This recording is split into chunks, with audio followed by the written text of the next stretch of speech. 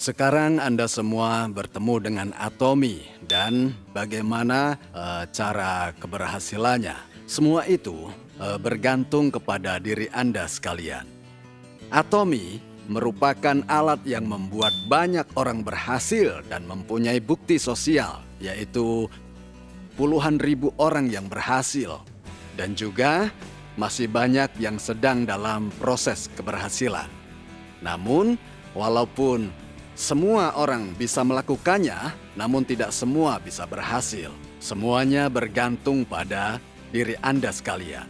Di antara orang-orang yang di sini, ada yang masih belum terbiasa dengan keberhasilan, bahkan mungkin masih banyak. Sebuah pekerjaan ada caranya sendiri.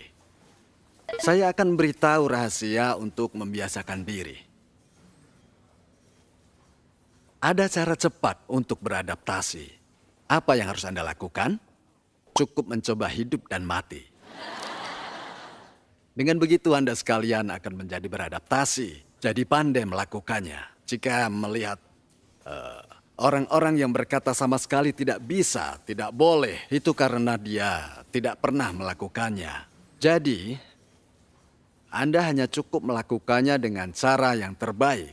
Tetapi, perlu pergi ke sana untuk bicara, tidak tahu bicara apa. Ini juga ada rahasianya. Bicara saja seenaknya. Di saat Anda mencoba bicara terus, mungkin ada yang dijawab, ada yang tidak dijawab. Cukup berpikir ternyata para klien bertanya dan ingin mengetahui sesuatu. Yang seperti ini bisa kita lihat di lapangan.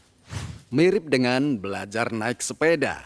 Jika Anda belajar teori naik sepeda, maka tidak akan bisa bersepeda. Ya, tidak mungkin belajar teori bisa naik sepeda, kan? Berbaliklah ke arah yang jatuh. Meski teori sudah di kepala, tapi badan belum bisa beradaptasi. Tetapi, meski tidak tahu teori, tapi Anda sudah menaikinya, inilah yang namanya bersepeda.